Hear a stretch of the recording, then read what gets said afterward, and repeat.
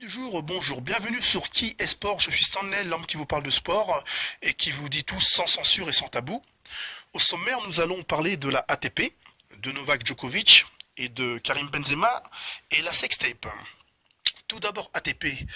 Je suis stupéfait aujourd'hui d'apprendre que BuzzFeed nous révèle qu'il y aurait eu 73 matchs truqués dans le monde du tennis et que notamment dedans il y aurait les gagnants de Grand Chelem aussi bien en simple que en double. Maintenant, on est en droit de se poser la question des matchs que on nous propose à la télé. Est-ce que ces matchs sont vrais, sont truqués? Est-ce que les efforts faits sur le terrain de tennis sont vrais ou sont faux? Est-ce que les souffrances sont infondées? C'est vraiment brouillon tout ça et je trouve cela vraiment inquiétant quoi, mais pour ce sport. Et si ça continue comme ça sera pire que le cyclisme. Maintenant, nous allons parler de Novak Djokovic.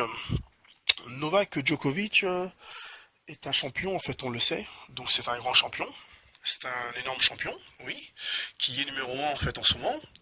Mais pourquoi ce champion a besoin de dormir dans un œuf, en fait, un caisson à oxygène, pour se réoxygéner en air pur? C'est-à-dire, il fait des micro-siestes et il dort dedans. Il fait des micro-siestes et dort dedans. Et lorsqu'il a fini, en fait, il se sent donc dans une forme éblouissante, comme l'auraient fait en fait mais les cyclistes. Simplement, c'était avec le sang que eux mettaient dans le frigo et donc ils se le réinjectaient en fait mais des mois après quoi pour que le sang soit assez fort en fait en oxygène. À part que maintenant, il y a une autre technique, c'est de le faire avec de l'air pur.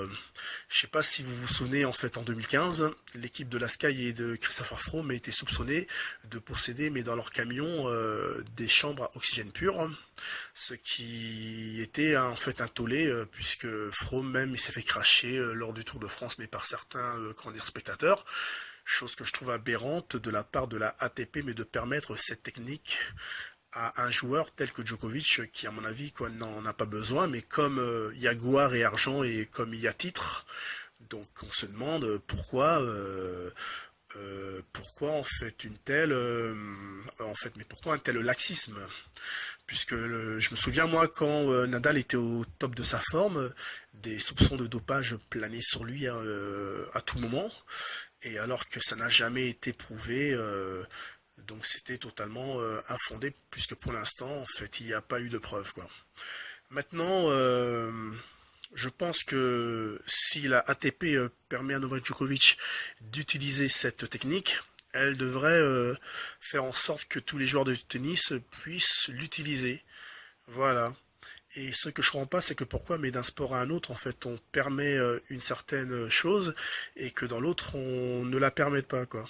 Chose que je trouve aberrant, chose que je trouve vraiment très inquiétante et aberrant aussi quoi, par rapport aux performances. Maintenant, nous allons parler de Karim Benzema et de la sextape. La sextape, oui, donc un autre scandale sportif, qui oppose deux joueurs de l'équipe de France. Bien sûr, Karim Benzema et Mathieu Valbuena. Aujourd'hui, on apprend que la levée partielle du contrôle judiciaire de Karim Benzema a été supprimée. Donc je pense que la Juve elle a dû avoir des pressions qui ont fait que donc elle a dû supprimer cela, chose que je trouve aberrant puisque ce Karim Benzema a le droit maintenant mais de voir Mathieu Valbuena et a le droit de reporter l'équipe de France. Or par rapport au blason de l'équipe de France, par rapport au coq, par rapport aux couleurs, hein, bleu, blanc, rouge, c'est tout bonnement scandaleux au niveau de l'éthique, ça ne se fait pas. Et je n'ose imaginer l'Euro en France. Pour moi, les Français ne seront pas derrière cette équipe comme en 98, puisqu'en 98 c'était Black Blamber. Il y avait des Lizarazu, des Thuram, des Deschamps, Laurent Blanc, Zidane, Carambeu, Barthez, comment dire, Henri Trezeguet. Et tout cela faisait en fait mais la richesse mais la richesse de la France. Or aujourd'hui donc c'est une affaire mais de sextape. Donc la symbolique pour moi n'est vraiment pas pareille. Elle a rien à voir du tout quoi. Je n'ose imaginer cet événement sportif en France. Pour moi il est déjà raté. Merci beaucoup, c'était Stanley. Au revoir.